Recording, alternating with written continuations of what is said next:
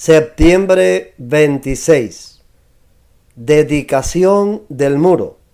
Nehemías 12, 27 al 43. Cuando llegó el momento de dedicar la muralla, buscaron a los levitas en todos los lugares donde vivían y los llevaron a Jerusalén para celebrar la dedicación con cánticos de acción de gracias, al son de címbalos, arpas y liras.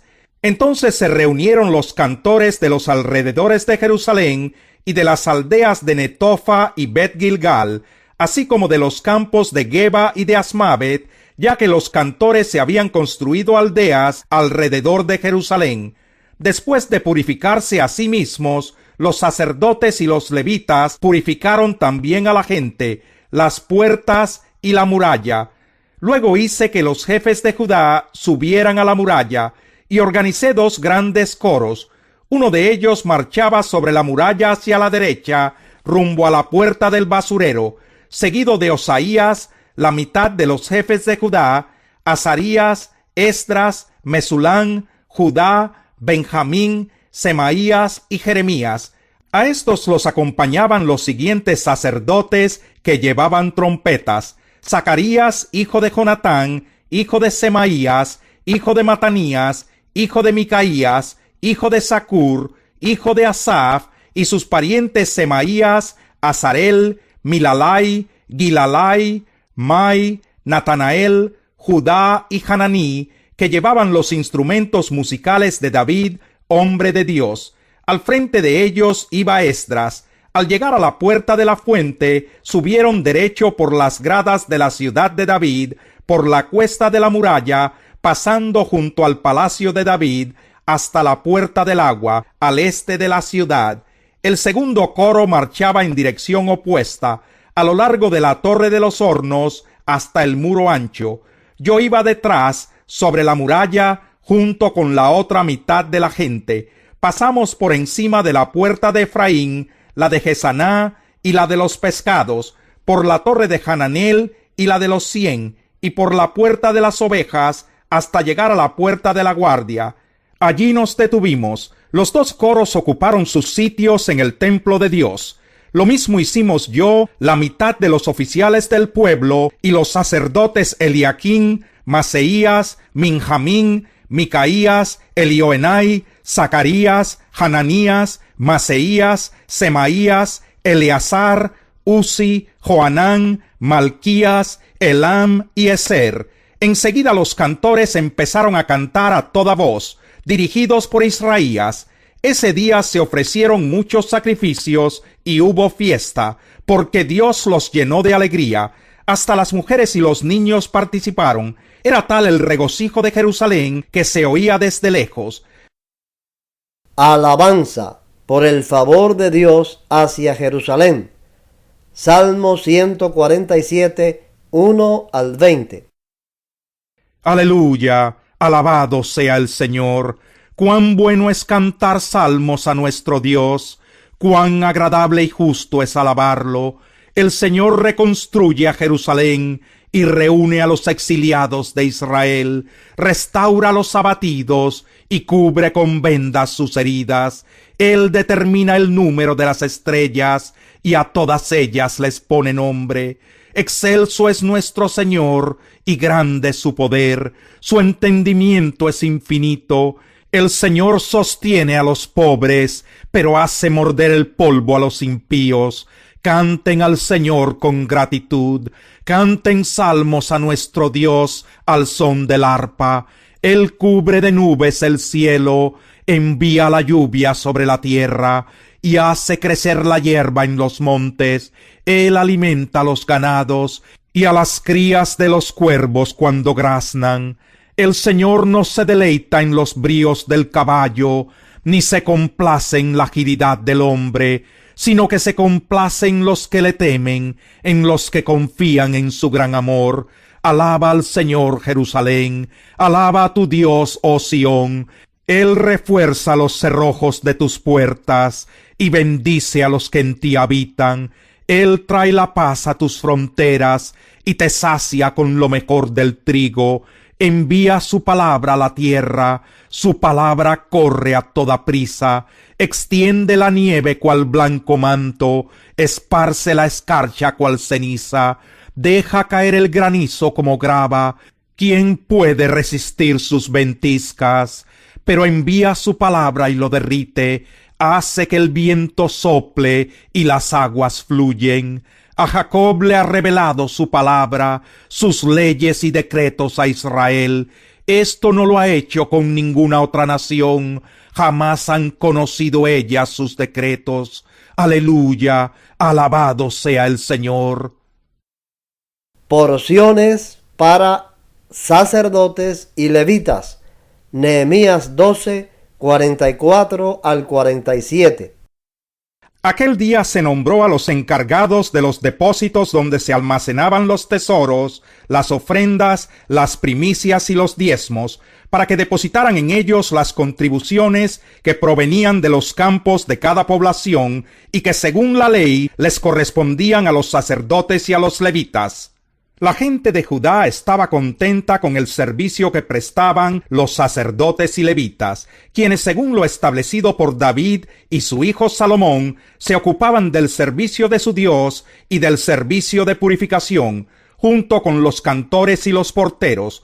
Por mucho tiempo, desde los días de David y de Asaf, había directores de coro y cánticos de alabanza y de acción de gracias a Dios. En la época de Zorobabel y de Nehemías, todos los días los israelitas entregaban las porciones correspondientes a los cantores y a los porteros. Asimismo daban las ofrendas sagradas para los demás levitas, y los levitas a su vez les entregaban a los hijos de Aarón lo que a éstos les correspondía. Reformas de Nehemías. Nehemías 13, 1 al 31.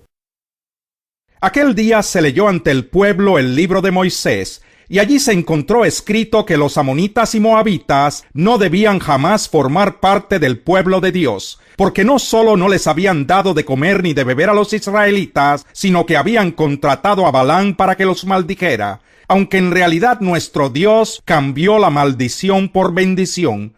Al escuchar lo que la ley decía, apartaron de Israel a todos los que se habían mezclado con extranjeros.